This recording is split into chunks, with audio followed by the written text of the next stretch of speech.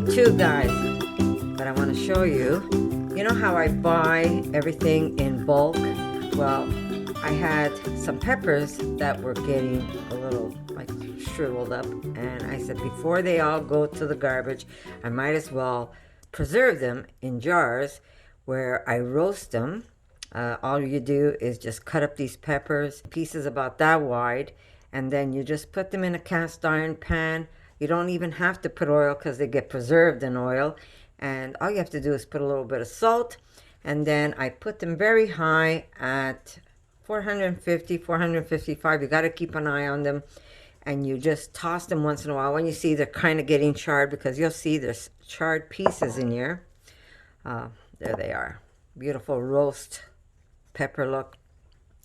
And then once they're done, all you have to do is put a little bit of oil, a little bit of garlic, and you put them in the jar. And then to seal them, they go back into the oven. You turn off the oven. It's at 450, remember. So you're going to turn off the oven, and you're going to just let them stay in there until the evening or the day after. And when you go see them and they're cold, the lid is completely pushed in, so you know they made a good seal. And then you've got delicious roasted peppers that you could put on a sandwich, in a sandwich. You could put it a little bit on some rice, and you have beautiful roasted peppers that you've made yourself. Now these, because they've already sunk in, I could remove the lid, the outside lid, sorry. Geez, these are like stuck. Holy moly. There you go. Okay, and I could preserve them this way. These could go into my garage now, and they're ready for when we want them. The lids come off, these stay sealed. You see? Nothing's going to happen to these. You can put these upside down, nothing's going to happen to these. He's got to always bark. I got to put him outside when I work. This is crazy. I'm sorry, guys. JJ is always being a pest. Now, this is an old jar, and I noticed that it's sealed. If your old jars don't seal, that means the lid's got to go in. Then just put it in the refrigerator. Don't put it in storage. But if you see there's a good seal and the lid sunk in, that means the outside has got a good seal. But these are temperamental. If you're going to put anything away in an old jar with an old lid that you've opened up before, it's a little temperamental. You have to make sure that the seal is made, and in a couple of days go check it. If you see that it popped up, if any of these pop up in a couple of days, all you have to, and you'll know when it's popped, because when you touch it, it does that clack, clack, clack sound. Then take it and put it in the fridge and consume them. But if that seal is good and it's in, then you can store it away until you're ready to eat those. So I am going to remove these outer lids because I could use those on other jars because I have extra lids, and I'm gonna go store these away in my garage or a pantry. It's up to you. I just wanted to share that with you, and this way I could buy a whole new big case of peppers and eat those that are a little fresher. And yeah, if I see they start to get a little shriveled up, then they get preserved. They don't get thrown in the garbage, guys. Okay, I'm going to put these away for now, and I'm going to show you my cheese that I started yesterday. And yeah, like I said, once that 450 oven, your roasted peppers are done, all you have to do is shut your oven and leave them in there. You're going to see that as they cool off, it's going to make that seal, and the heat is going to melt the inside of that lid, and it's going to make that perfect seal for you. And then when it's cold, you can store them away. Remember, check for that click, click. It's got to be completely sunk in where when you touch it, it makes no sound. Okay, so now I'm going to show you my cheese. So I'm going to need a couple of things. I'm going to need a little rack. Okay, I'm not dehydrating these in the dehydrator, but I use a rack that has like a little footing at the bottom. I'm not sure if you can see it. There's a little footing right there. So this way, there's air circulation underneath. Okay, that's where my cheese is gonna go, because I'm gonna put these in the garage, but not in a box yet. We don't want to put them in a box. I'm trying to do, I know it's a little long, the video, but I'm trying to show you step by step so you don't wonder, say, well, what did she do between this time and this time? So I'm going to show you. You know, this cheese should have started weeks ago, and I didn't get a chance to make it. So if by Christmas my cheese is not firm, we're going to eat it anyhow, spread it on bread, but it'll get firmer for... it's going to get firmer for the New Year's, that's for sure. Okay, so I'm going to get my cheese out of the fridge. Okay, so normally I ferment 1 day outside the fridge, and then it goes into the fridge to firm up. Because I didn't have that time, I let it ferment all day, but at night I put it in the fridge instead of putting it in the fridge the morning after. But like I said, time crunch, right? Okay, so I am gonna need my cornstarch, because I'm gonna starch the, not cornstarch, I'm gonna need starch. Any kind of starch is gonna work, and that's what I'm gonna use to make my discs. Okay, so I have starch. I have some walnuts, because Erica wants hers coated in walnuts. I'm gonna need to crunch a few more here.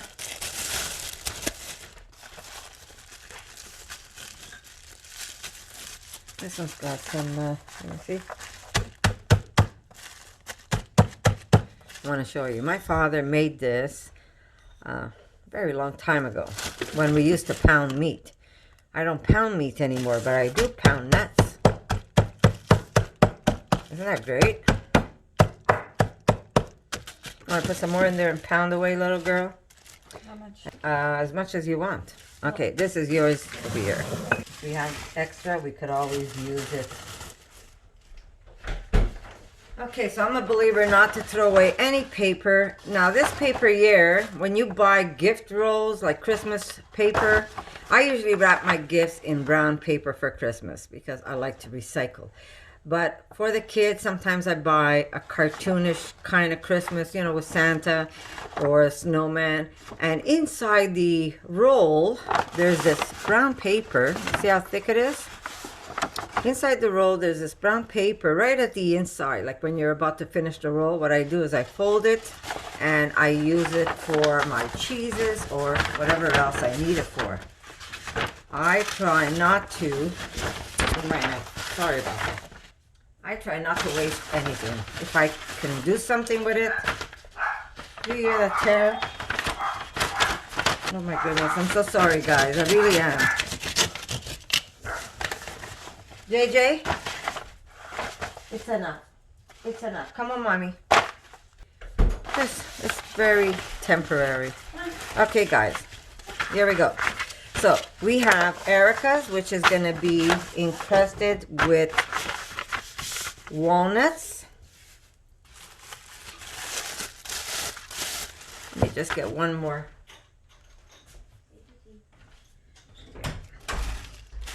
Okay. We've got some, I'm going to do a little bit at a time. Oh, Erica.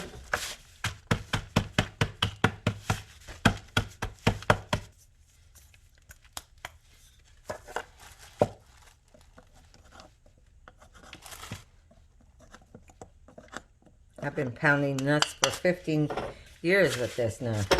Okay, so we're going to take Erica's cheese. This is the one with the cranberry. There's a little bit of cranberry in there and a little bit of walnuts. I can make these into huge cheese, but the problem is I want them to kind of dry up. Now you see how firm they got? Like, there's no way this cheese is going to come off. So I want to make them where... yeah, I better not make them too big. Okay, I just want to starch my fingers. My hands are washed, guys.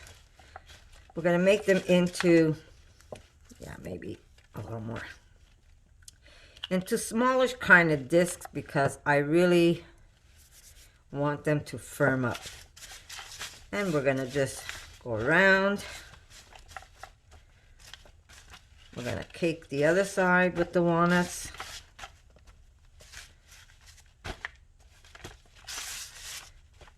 There we go. Roll. So as you could tell, we're gonna get quite a bit of cheese. Now that is the size of my cheese.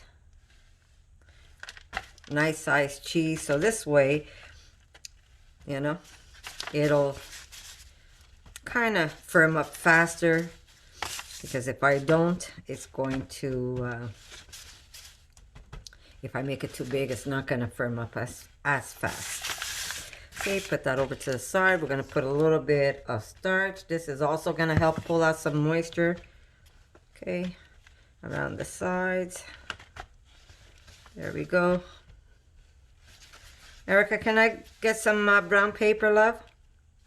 Now, you can leave it like this, or you could put some brown paper around and make it pretty for Christmas. It would be in my bedroom for now, because I'm using it for Christmas gifts. Do you want this paper? Or... Yeah, that's perfect. Thank you. Okay, I've got brown paper. I'm going to cut into strips the size of the... I need scissors, Erica. Thank you. And if you want to give me some jute, the smallish one. Okay, so I'm just going to cut a few. There we go. Maybe this way. The cheese is not that big.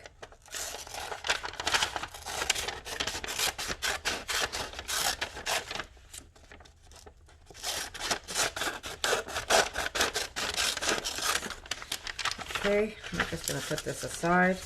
I'm only going to make a few for you now, so we won't make this video as long. Too long. Okay, I'm using just a little bit of jute. Okay, so you know how we do this, right? We go around and we use a little bit of cheese glue. So we're going to take a little bit of cheese. We're going to put it on the paper, and it holds your cheese perfect. And then we're going to use this. We're going to go around. And the trick is you go once. I'm not sure if you can see it. You go once and then one more time inside, and it holds your... See how it holds your string? And then you can make your last knot. My daughter's been waiting for this cheese. There we go. And now you just press it firm inside. And there's our beautiful cheese that's encrusted. It doesn't look like it's encrusted, but it's encrusted with delicious walnuts. And then it's powdered. Now we're going to take our bottom paper that we have right here.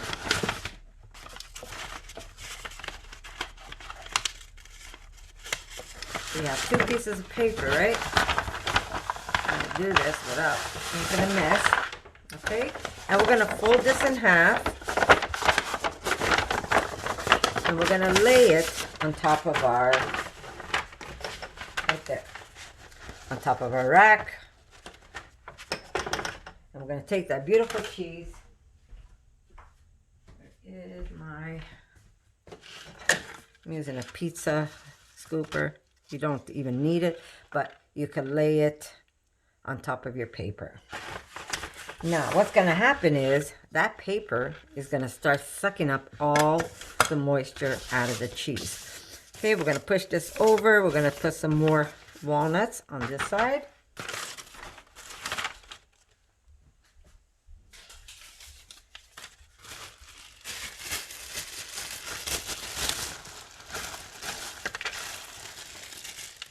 Got a big one.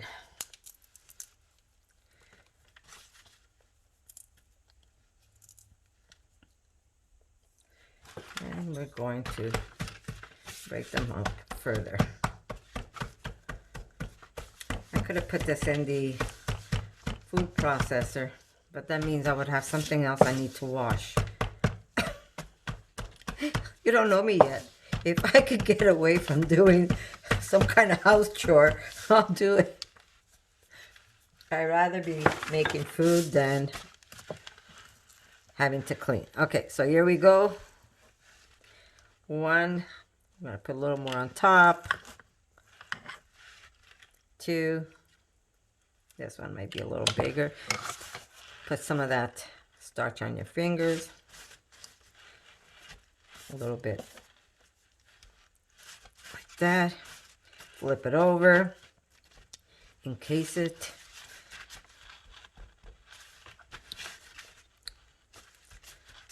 There we go. You don't even have to put the nuts around the side. It's going to be just perfect. Okay. Push that over to the side. Bring our starch over. Now, someone asked me, isn't tapioca, don't you have to cook tapioca? I've been using tapioca now for 15 years. I am not dead yet. So, I'm okay with tapioca starch. If you're worried, guys, you know, if you don't want to, you find the starch that you prefer. Okay, a little bit of cheese glue. It holds that paper perfect. Then we're going to use, there we go. Okay, so this is how I'm doing Erica's cheese.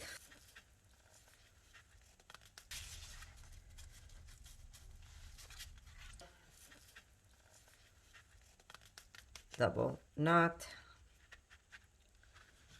And don't forget to give it a good press because it just fits that little package perfect.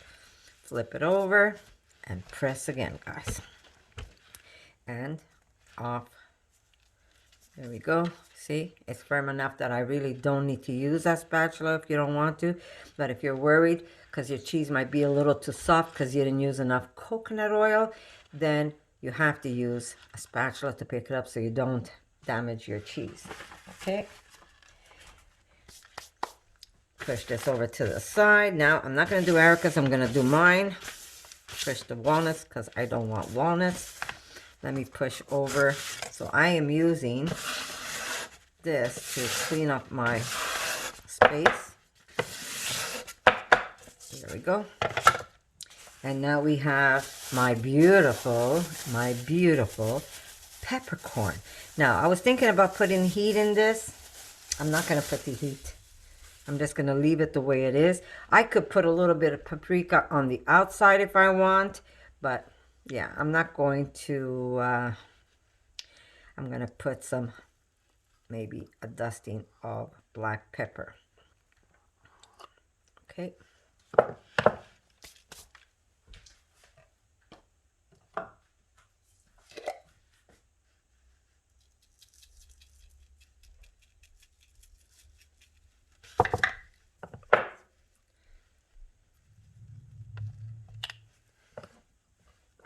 So I'm going to get less cheese than Erica. But that's okay because I'm going to eat her cheese too. All right. Fingers.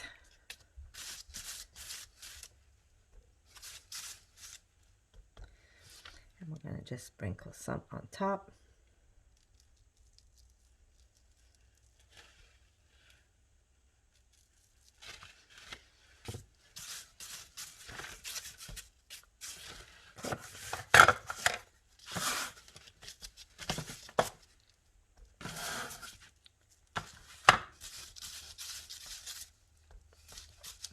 Now, I don't want to put too much black pepper on the outside, only for the reason that there's peppercorns inside. So we're just going to put a little bit of it.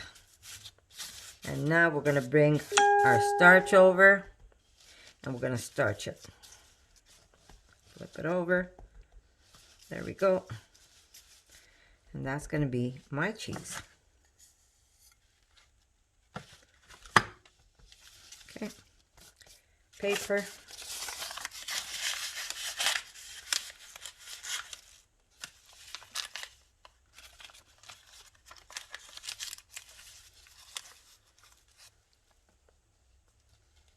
it's got a peppercorn.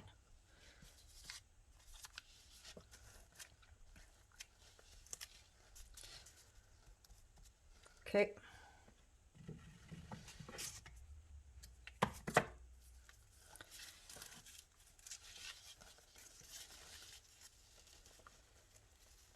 Remember, in one, and then again, back in, then you pull. What it does is it just holds your thread or your cord or your jute.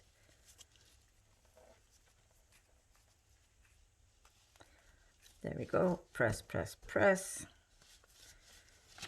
If you want, you could just sprinkle a little bit of black pepper on top. Let me see if I could do it this way.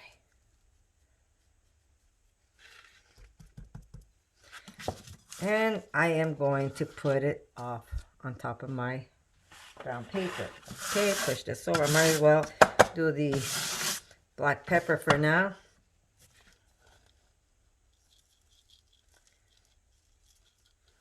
Okay. I'm going to fast forward this so you don't have to sit there and watch me do this.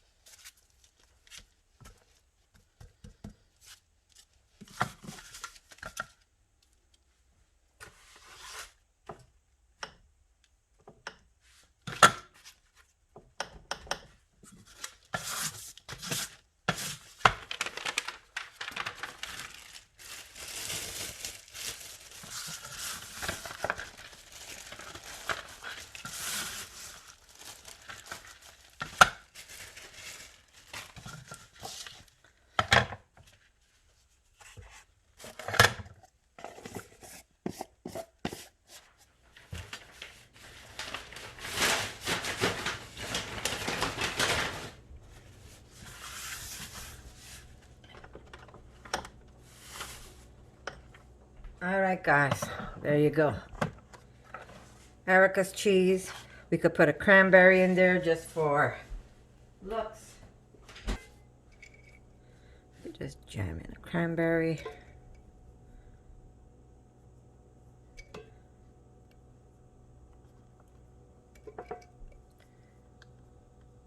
Okay, press it in. Okay, Erica's cranberry. And this one is my truffle and black peppercorn cheese. It really doesn't take a long time for you to make cheeses.